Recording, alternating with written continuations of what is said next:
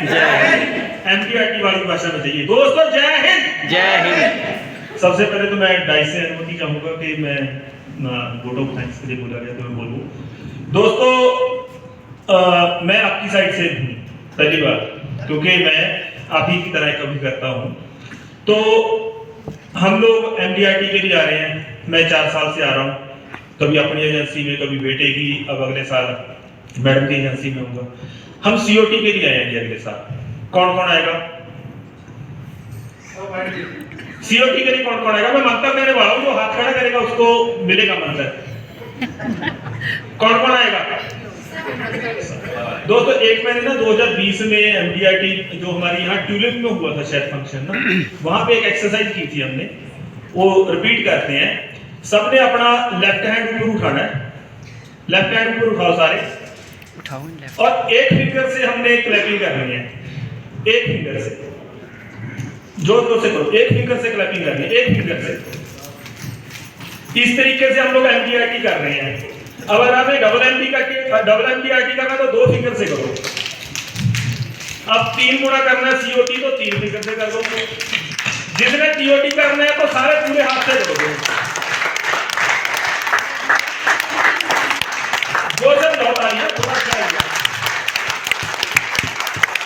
इसमें करना क्या है, जितने लोगों से हम डेली मिलते हैं हर एक का अलग अलग एक रेशो है।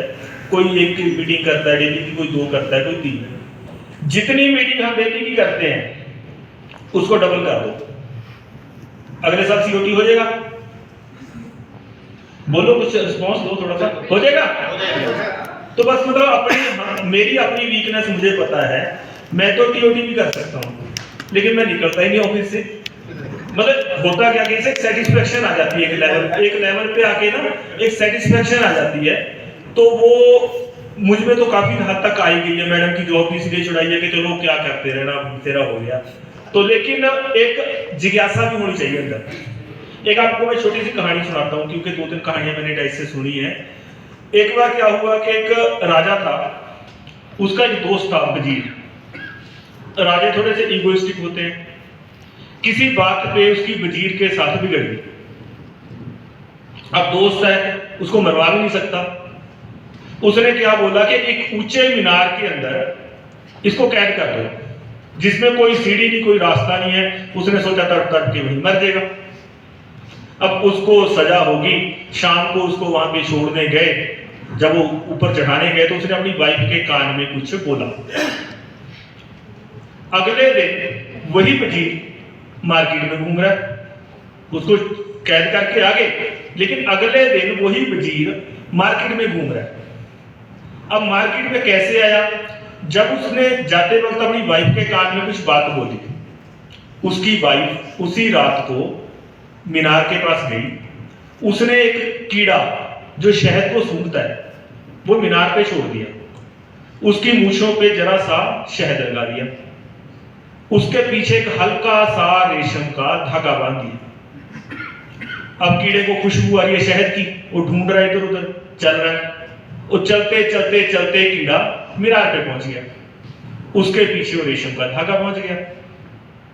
अब वजीर के हाथ में जैसे रेशम का धागा आया, उसने वो धागा पकड़ा, ऊपर खींचना चालू कर दिया। उसने उसके पीछे एक मोटा सूत बांधा था, खींचते खींचते सूत उसके हाथ में आ गया।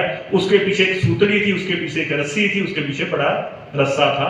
वो वजीर के हाथ में आया, उसने उस रस्से को मीनार के साथ बांधा और उतर गया।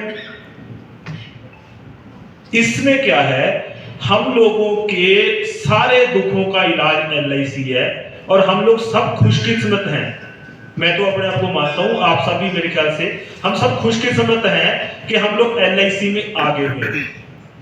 एलआईसी में हम एक रेशम का धागा पकड़ के आ गए हैं, जहां से आप रस्सी को कितना भी मोटा कर लो, अपनी 7 जन्मों का भी आप छुटकारा कर सकते हैं। क्योंकि मेरा इस फील्ड में आने का लॉजिक क्या था?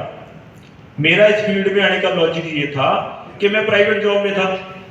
एक दिन क्या सोचा कि आज अगर कोई टांगबाजी टूट गई, कल को जॉब पे नहीं गए तो रोटी कहां से बनेगी? यहां पे हमारी 20-20 साल की तो ऑलमोस्ट रिन्यूअल की गारंटी है ही है। हमारी इसकी गारंटी है ना कि 20-20, 30-30 साल की हमारी गारंटी, जितनी लंबे टाइम की पॉलिसियां हम बेच रहे हैं उतनी गारंटी है। मेरे पास दूसरी जनरेशन तो मेरे पास जा चुकी है कि पहली जनरेशन के फादर के और उनके मदर के बीमे किए, अब बच्चे उनके कोई आईटी में लगा हुआ है, आपका बेंगलोर लगा हुआ है, कोई पुणे लगा हुआ है, उन सबकी पॉलिसी ऑटोमेटिकली आ रही है। तो कहने का मतलब ये तो फैमिली बिजनेस है। मेरे बेटे के नाम से एजेंसी है, मेरी मिसेज के नाम से एजेंसी है, मेरी एक ट्रेनिंग चल रही है, मेरा बेटा कनाडा में है, मैं उसको बोलता हूँ कि भैया नौकरी वगैरह ज्यादा करने की जरूरत नहीं है, तो वहां पे प्रोस्पेक्टिंग करके हम एनआरआई इंश्योरेंस कैसे कर सकते हैं, क्या जरूरत पड़ी है हमें करने की, बाकी दाएं लोगों की नौकरियां क्यों करनी है।